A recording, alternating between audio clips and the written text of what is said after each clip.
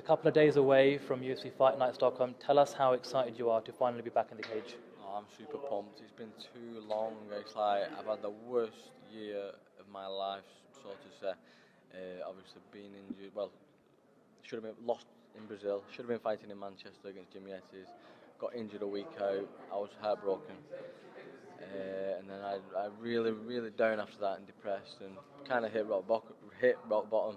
And it was horrible. And then obviously I had a bit of an issue with my wrist. What I did at the beginning of the Manchester camp, but I didn't want to pull out. So I got a cortisone injection, which is like a painkiller injection, so I could carry on training. And then unlucky enough, I did my hamstring in the week out. So I see that everything happens for a reason, and I wasn't meant to go and fight.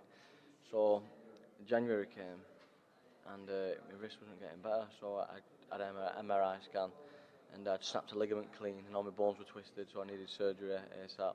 So I got that done, and then as soon as I had the operation, I felt a lot better, then uplifted, and it was like I was on the road, I was back on the road then. It was just about recovering, getting better, getting fit, and getting back in the gym and getting a fight. You say it's been a really rough year, of course. Are there any other positives you've been able to pull for it, like things you've been able to prove with the time you've been given to free things up and think about different things? Any positives that the injury has brought, even though it was as bad as it was?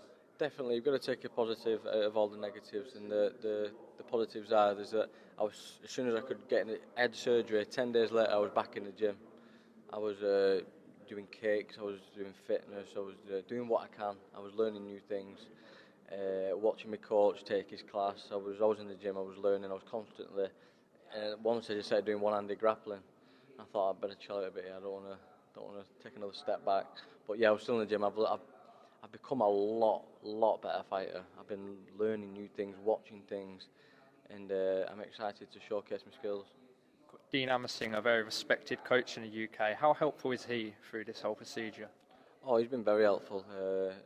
Obviously, when I started back training at the beginning, before I even got the fight, I was down his end helping Ross train for Graham Maynard. And yeah, and like the last time I trained with Ross was on the Ultimate Fighter, and from back then to just before I got this fight announcement, in myself I feel like I've changed a lot, and it's going on with people like Ross, who's a high caliber in the UFC in the lightweight division, has built my confidence up loads. And yeah, and Dean Amersing is setting it up for me, and he's here with me now helping me do the cut. Yeah, I'm so grateful for having him with me. What do you make of Nicholas Backstrom's comments this week, where he said for you to beat him, you're going to need a superhuman performance, whereas for him to beat you, he just needs a normal performance? Well, it looks like I'm going to be putting on a superhuman performance, because I'm going to get the win, without a doubt. And he can say what he wants. He's going to be trying to back himself and hype himself, because he's fighting in his backyard at the end of the day. And before I got the call, I'd never even heard of him. He's just he's been bad-mouthing me, so he's just a lanky streak of piss. I'll knock his head off. Do you think there's more pressure on him because he is fighting in front of his home nation, or do you think there's probably more pressure on you here after a year-long layoff? There's pressure on us both, obviously, for him fighting in his backyard, and because he's got that unbeaten record. But me, I'm just excited that I'm fighting again. It's like this is just a dream come true. Again, after all the other ones, what has happened to me, being fit enough to fight. It's like, it doesn't matter who's in front of me. I'll fight anybody anytime now.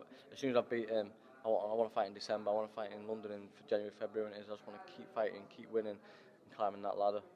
You know, since you've been away, it seems as though the featherweight division has become the hottest division in the UFC. One of the reasons for that has been the rise of Conor McGregor. What have you made of what he's been able to do this past year? I like him. Everyone dislikes him and how he is, and it's like, he is who he is, and the way he thinks is similar to how I think. I just don't talk. I just don't disrespect other fighters, which he has done. Which personally I disagree with, but he is who he is, and it's up to him what he does. But we kind of alike in our mental kind of game. He just outspeaks it, and obviously, and that. But yeah, I think he's doing really well, and I'm happy that he's in the UFC. You know, I don't know if you saw this, but last week the UFC released this promotional video leading up to UFC 178. It was called Conor McGregor versus the Featherweights, where he broke down the top 4 or 5 guys in the division. So what I've been doing today, I've been asking all the featherweights to break down Conor McGregor. If you were to get in the cage with him, how would you beat him? I'd push the pace. keep him on the back foot. Everybody seems when they're fighting him, they play into his game, and then then they're always on the back foot. You've got to put him on the back foot. It's all about your game and what you're gonna do, not about what he's gonna do. And I think that's what a lot of the fighters are falling there. So the next fighter who comes against him needs to push the pace and put him on his back foot. Do you feel much of a difference fighting in Sweden compared to when you fought in Brazil? I mean, like the conditions, the whole going through fight weight, food, drinking water, and things like that. Yeah, this is so much easier over here. Brazil was a nightmare. Obviously, it was a lovely place, but it wasn't Rio. It was Fortaleza.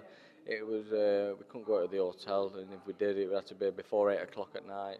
We couldn't go in the sea. It was polluted. The food-wise wasn't good at all. There was like a place across the road where we went to, and we waited an hour and a half, 2 hours, and they came out. It was a little plate of salad. It looked like a rat burger, and I asked for a chicken salad. The place was lovely, but it was a nightmare over there. It's very hostile, but it is what it is, and I feel now I've experienced the worst of what it could be. And in Sweden, it's full of lovely people. Like Brazil, they are lovely people, but I feel like over here it feels like at home. It feels like I'm in Manchester. It just feels normal. Is fighting in Brazil quite intimidating? Yeah, it was, but that didn't have an outcome on the fight. I lost fair and square. I made a mistake. He capitalised on it because he's a high caliber fighter.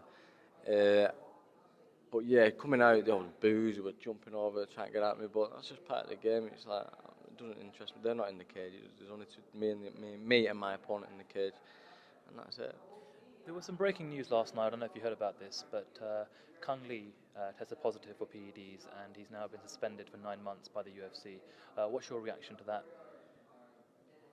Don't cheat if you're in the UFC. It's like you can't cheat in the UFC. It's like, this is why they're doing all these tests now, because they're going to find out, so there's no point in doing it. Just be natural, eat healthy, train hard, and fight.